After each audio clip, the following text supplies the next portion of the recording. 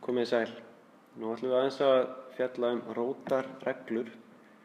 Þetta tengist kannski einna helst dæmum sem eru á blaðsíðu 53 í bókinni ykkar. En við höfum séð þessar reglur áður sem ég ætla að byrja að nefna aftur. Annars vegar reglur sem gildir margföldun og svo mjög sambærilega reglur sem gildir fyrir deilingu. Hér er verið að segja okkur að ef ég er að margfalda saman tvær rætur, þá má ég setja það undir eina rót og margfalda fyrst. Bæði í margföldun og líka deilingu eins og kemur fram hérna hægra megin. Við tökum dæmi. Hér vil ég fá nákvæmt svar fyrir útkomu ef ég ætla að reikna ferningsrótina á 2 og margfalda með ferningsrótina á 18. Ef ég freistast til að reikna þessi rót hér, þá fæ ég óendanlegt tugabrot. Sama gerist hérna. Þannig að ég ætla að beita þessari reglu í bleikakassanum og setja þetta undir rót fyrst. Það er að segja að byrja að sameina þetta undir eina rót og reikna hvað 2018 mikið. Og það er 36. Og það er auðvelt að sjá að ferningsrótin á 36 er heiltala 6. Nú, þeir eru mörg hver komin með vasareikna sem að reikna svona dæmi fyrir ykkur kannski. Ég veit ekki hvort ég að segja sem betur fer eða því miður. En það er ágætt að kunna þessa reglu samt líka því að þið þurfum að nota þær seinna með bókstöfum. Þá reiknar vasareiknirinn ekki fyrir ykkur. En ef þið myndið stimplaði þenni í vasareikni þá er mjög líklegt að þið myndið fá þetta svar hérna sem það er þá 6. En ef þið eru með svona eldri típunar af vasareiknum þá myndi hann ekki ráða við alla aukastefana og hugsanlega myndið fá 5,99999 eða jafnvel 6,00001 sem er ekki nákvæmt svar. Nú ef við skoðum dæmi hérna hægra megin að samkvæmt því sem ég var að segja þá myndi kannski einhver vilja byrja að setja þetta undir eina rót og reikna 9×11 sem er 99 og við erum ekkert betur sett með það af því við fáum ekki út einhver svona heila og skemmtilega tölu eins og í dæminu áðan. En það sem við getum gert hérna, þó ég hef ekki getað það í A-lið, en hérna get ég reiknað ferningsrótinu á 9 og það er bara 3. Og þá er það í rauninni eina sem ég get einfaldað í þessu dæmi, þannig að svari hérna myndi bara vera 3 sinnum og svo óræða talan ferningsrót af 11. Þannig að þetta raun er einfalda svar fyrir dæmið eins og það lítur út. Og í staðinn fyrir að vera með margföldunarmerki hérna á milli, alveg eins og ef við erum að skrifa 3 sinnum x, og þá yfirleitt myndum við skrifa bara 3x. Við sleppum margföldunarmerkinu. Og sama gerum við hér.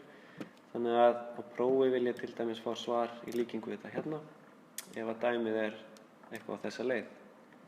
Ekki fara námunda á að skrifa að svarið er cirka 9, eitthvað. Jafnvel þó ég skrifi 10 aukastafi, þá er þetta ennþá bara námundið svar. Þetta er nákvæma svarið og það er það sem ég er að leita eftir. Sérstaklega í þessum kafla sem er að fjalla nákvæmni í útreikningu. Nú aðeins af öðrum reglum.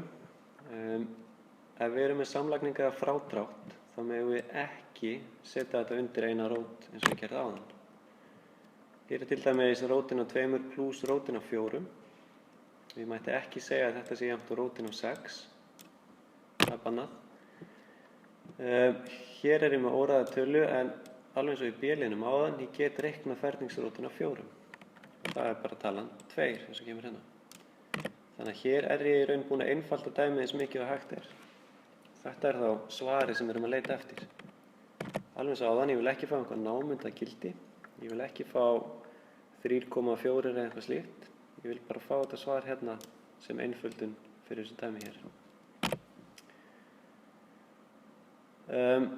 Ef, henni kemur ein regla viðbót, ef ég er að leggja saman 2 rætur sem eru báðar óræðar og þær eru alveg eins. Eins og hérna var ég með í fyrra dæminu ólíkar rætur, rótin á 2 og ferningsrót á 4. Þá má líkja það við ólíka liði sem er ekki hægt að leggja saman. En hér má líkja þessu við líka liði. Það er að segja að þetta gæti verið x plus x. Og þið kunnið öll að einfalda það. Svarið því er 2x. Og það sem við erum búin að gera hér er í raun skipta út rótina 3 í staðinn fyrir x. Þannig að 1 stykki af rótina 3 pluss 1 stykki pluss annað stykki af rótina 3. Það eru 2 stykki af rótina 3. Þannig að hér er ég komin með nákvæmt svar við þessari einföldun hérna. Og að lokum, hér er ég komið með pi inn í dæmin og þá vil ég ekki fá einhver svona námundi gildi eins og kemur hérna. Ef ég á að einfalda dæmi eins og 3 í öðru veldi sem er pi, og það sem ég get einfalda hér er veldið, 3 í öðru veldi 9, þannig að svarið við þessu er þá bara 9 pi. Og 9 pi er alveg jafn góð tala eins og 28,26 eitthvað slíkt. Og með þessu tilviki er 9 pi nákvæmt svarið við þessu hérna. Þetta myndi bara teljast námyndun, sem er ekki gott.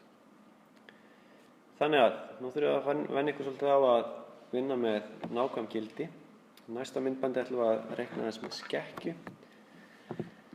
En spreytið ykkur á þessum dæmum sem ég var að vísa í á blaðsíðu 53 og eru kannski helst í tengslum við þessar reglur. En þá segi ég bara takk fyrir mig.